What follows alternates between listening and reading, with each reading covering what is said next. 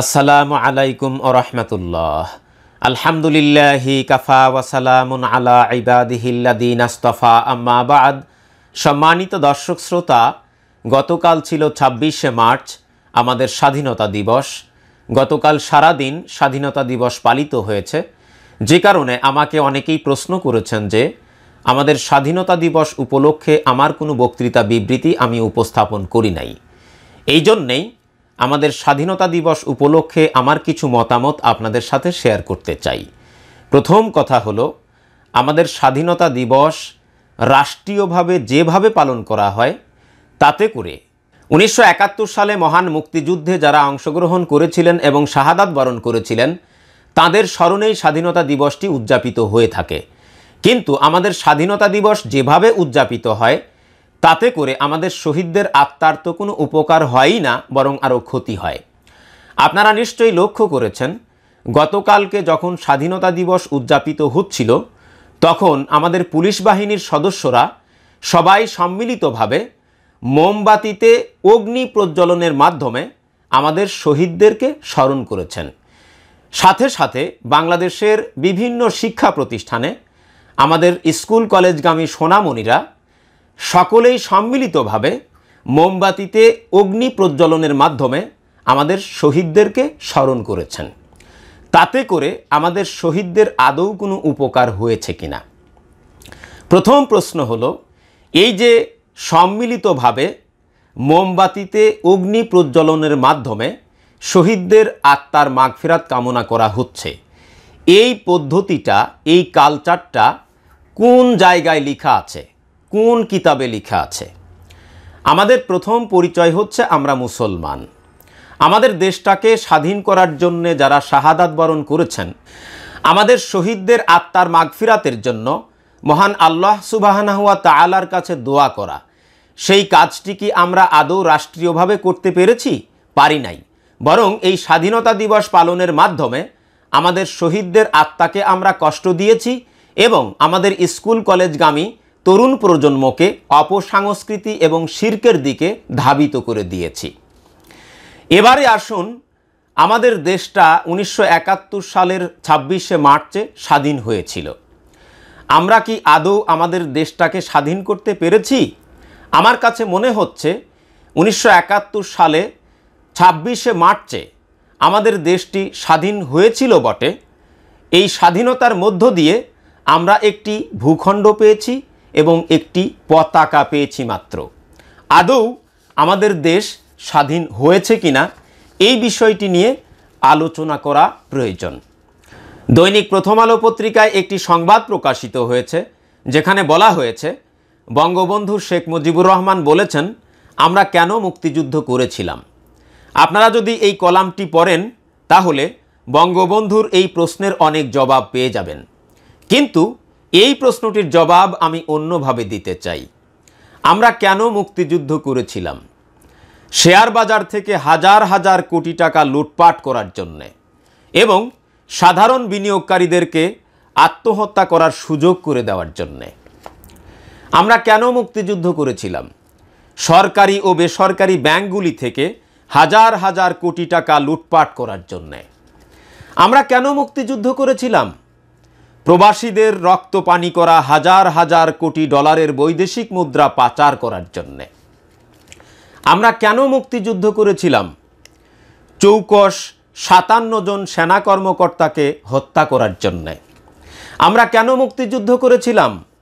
রাষ্ট্রীয় সকল প্রতিষ্ঠানকে ধ্বংস করার জন্যে, যেমন সরকার ব্যবস্থা, বিচার বিভাগ, প্রশাসন, নির্বাচন কমিশন, দুর্নীতি দমন কমিশন, সশস্ত্র বাহিনী, শিক্ষা বিভাগ, হাসপাতাল ইত্যাদি। এই সকল রাষ্ট্রীয় প্রতিষ্ঠানকে ধ্বংস করার জন্যে আমরা মুক্তিযুদ্ধ করেছিলাম। আমরা কেন মুক্তিযুদ্ধ করেছিলাম?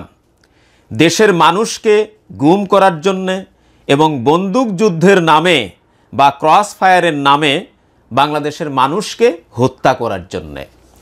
আমরা কেন মুক্তিযুদ্ধ করেছিলাম? নিজের দলের ১৭২ জন নেতাকর্মীকে হত্যা করার জন্যে। আওয়ামী লীগ, যুবলীগ এবং ছাত্রলীগের অভ্যন্তরীণ কোন্দলের জন্যে আওয়ামী লীগ, যুবলীগ এবং ছাত্রলীগের হাতেই নিজেদের দলের ১৭২ জন নেতাকর্মীকে হত্যা করার জন্যে আমরা মুক্তিযুদ্ধ করেছিলাম। আমরা কেন মুক্তিযুদ্ধ করেছিলাম? রাতের অন্ধকারে ভোট ডাকাতি করে ক্ষমতায় আসার জন্যে। আমরা কেন মুক্তিযুদ্ধ করেছিলাম? মানুষের মত প্রকাশের স্বাধীনতা ও গণতান্ত্রিক ব্যবস্থাকে হত্যা করার জন্যে। বঙ্গবন্ধু শেখ মুজিবুর রহমানের এই প্রশ্নের জবাব তার সুযোগ্য কন্যা, বর্তমান ভোট ডাকাত সরকারের প্রধানমন্ত্রী শেখ হাসিনা দিয়েছেন এভাবে। তিনি বলেছেন, শিশুদের সমৃদ্ধ ভবিষ্যৎ নির্মাণে কাজ করছি। শিশুদের সমৃদ্ধ ভবিষ্যৎ বলতে আসলে তিনি কি বোঝাতে চেয়েছেন? আমার পক্ষ থেকে উত্তর হচ্ছে, তিনি এটাই বোঝাতে চেয়েছেন যে শিশুদের সমৃদ্ধ ভবিষ্যৎ বলতে বাংলাদেশের প্রতিটা শিশুকে চোর এবং ডাকাত বানিয়ে এই দেশটাকে তিনি সমৃদ্ধ করতে চান। এটাই হচ্ছে আমার পক্ষ থেকে উত্তর। এখন চলুন আমরা জেনে নেই যে আদৌ আমাদের দেশটা স্বাধীন হয়েছে কিনা, তার কিছু নমুনা আপনাদের সামনে উপস্থাপন করি। আমি পূর্বেই বলেছি 1971 সালে 26শে মার্চ আমাদের দেশটা স্বাধীন হয়েছে বটে, কিন্তু আদৌ আমরা স্বাধীনতা পেয়েছি কিনা।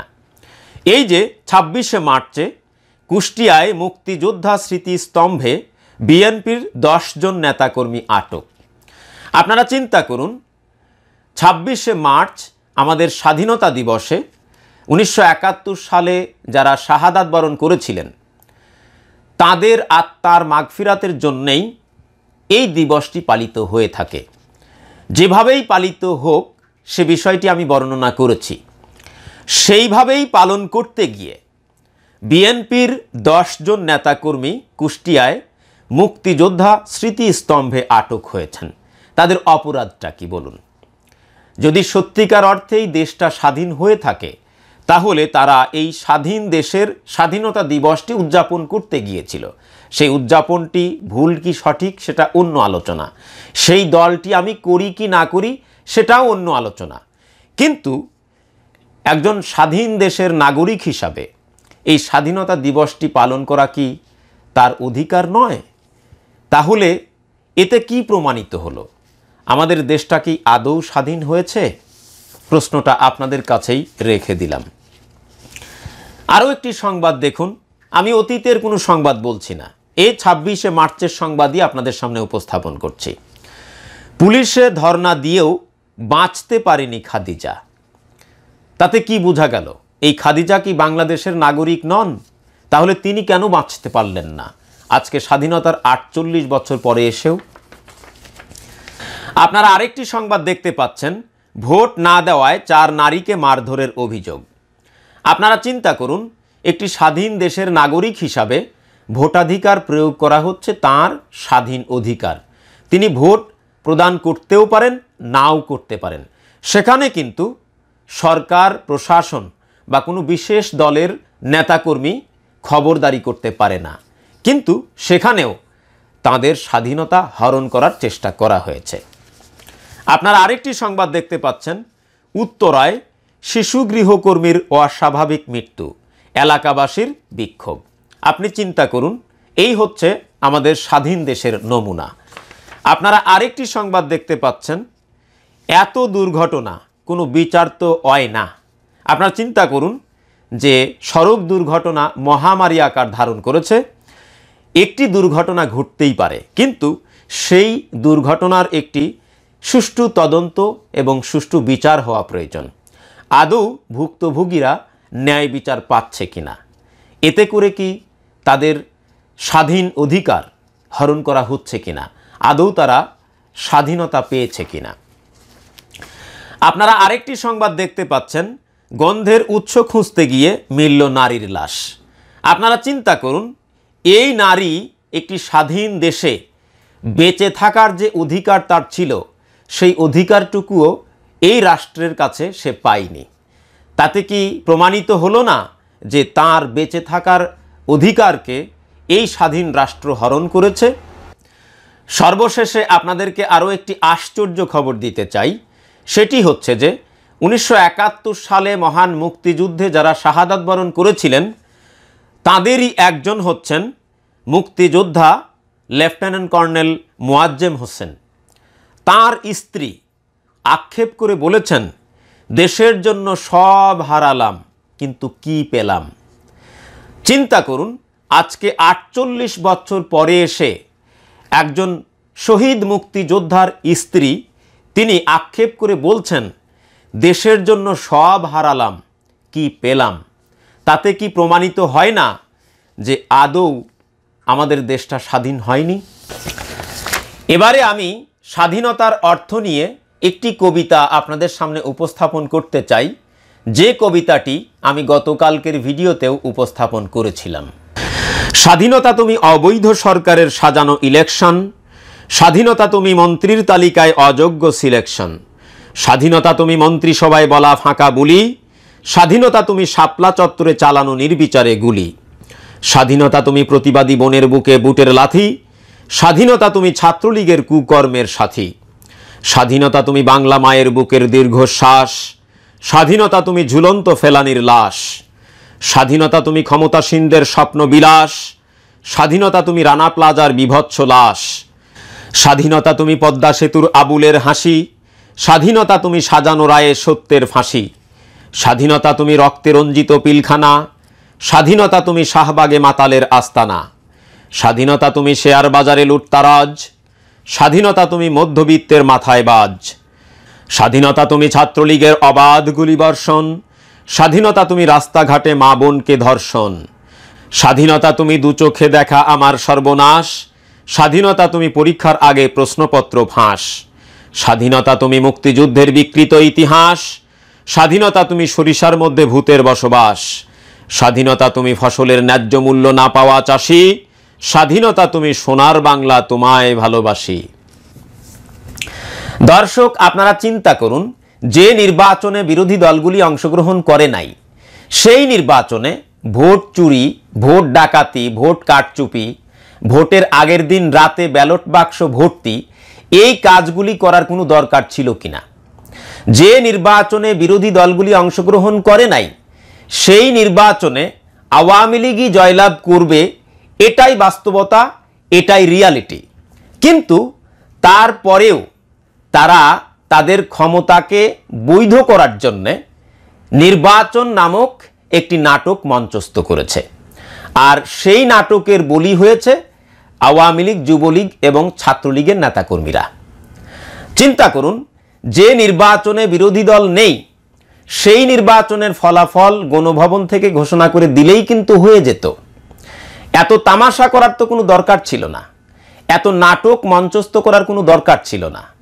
এই নাটক মঞ্চস্থ করার মাধ্যমে রাষ্ট্রের কোটি কোটি টাকা তছরূপ করা হয়েছে এবং এই নাটক মঞ্চস্থ করার মাধ্যমে আওয়ামী লীগ, যুবলীগ এবং ছাত্রলীগের নেতাকর্মীদেরকে আত্মাহুতি দিতে হয়েছে। মাঝখানে বিরোধী দলগুলি নির্বাচনে অংশগ্রহণ না করার কারণে তারা গুলি খাওয়া থেকে বেঁচে গেছে। দর্শক, এই ছিল আমার আজকের উপস্থাপনা। আশা করছি আমার এই উপস্থাপনাটি আপনাদের ভালো লেগেছে। যদি ভালো লেগে থাকে তাহলে অবশ্যই ভিডিওটিতে একটি লাইক দিবেন, পাশাপাশি আপনাদের সুচিন্তিত মতামত কমেন্ট আকারে শালীন ভাষায় ব্যক্ত করবেন এবং আপনারা যারা আমার চ্যানেলে নতুন, আপনাদের সকলের প্রতি অনুরোধ, চ্যানেলটি সাবস্ক্রাইব করুন এবং পাশে আসা বেল আইকনটি অন করে রাখুন এবং আমাকে সত্য প্রকাশে সহযোগিতা করুন। তাহলে আজকে এ পর্যন্তই। পরবর্তী ভিডিওতে দেখা হবে, কথা হবে ইনশাআল্লাহুল আজিজ। ওয়াসসালামু আলাইকুম ওয়া রাহমাতুল্লাহি ওয়া বারাকাতুহু।